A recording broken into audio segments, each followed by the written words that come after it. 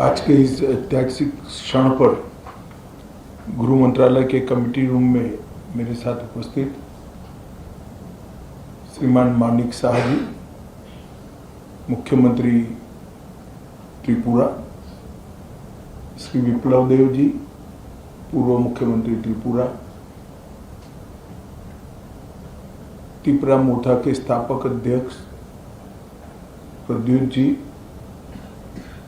विपक्ष के नेता अनिमेश जी, त्रिपुरा से आए हुए मंत्रीगण और संगठन के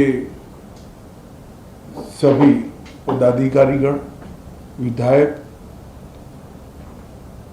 चेयरमैन TTADC और गृह मंत्रालय के सभी ऑफिसर्स। आज त्रिपुरा के इतिहास के लिए एक ऐतिहासिक दिन है। आज इस समझौते से हमने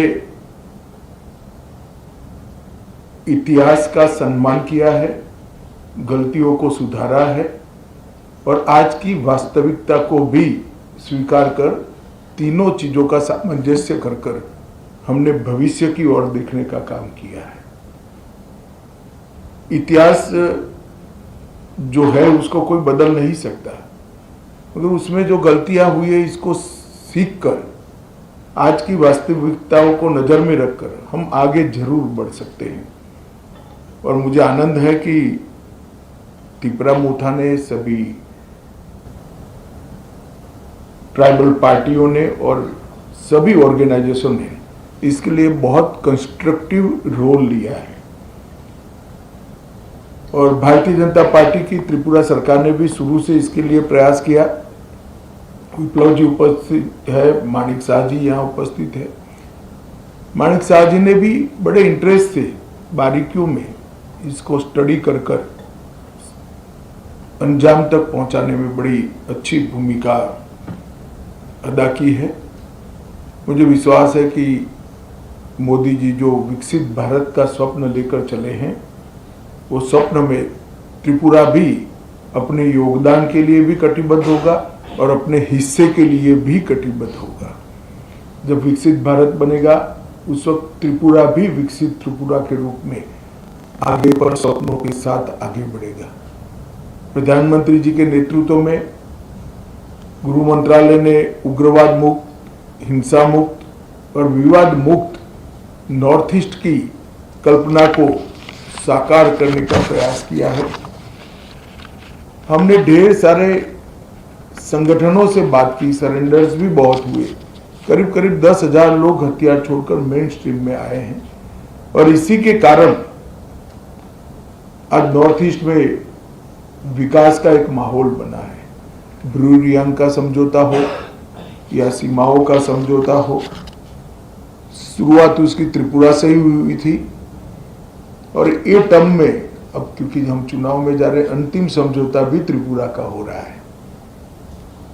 2019 में NLFT SD के साथ समझौता हुआ था, 20 में ब्रू समझौता हुआ, 20 में बोडो समझौता हुआ, 21 में कार्बी समझौता हुआ, 22 में आदिवासी समझौता हुआ, 22 में असम मेघालय अंतर्राज्यीय सीमा का समझौता हुआ, 23 में असम अरुणाचल अंतर्राज्यीय सीमा का समझौता हुआ, 2023 में दिमासा शांति समझौता हुआ,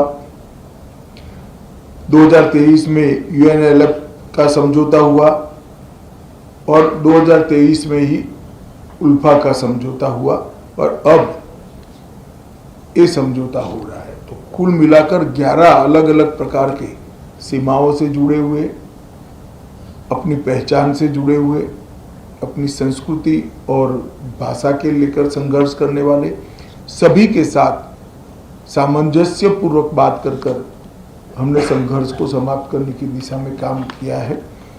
मुझे बहुत आनंद है कि आज त्रिपुरा, हम विवाद मुक्त त्रिपुरा की ओर आज से आगे बढ़े हैं। मैं प्रद्युत देव जी को बहुत बहुत धन्यवाद करना चाहता हूँ।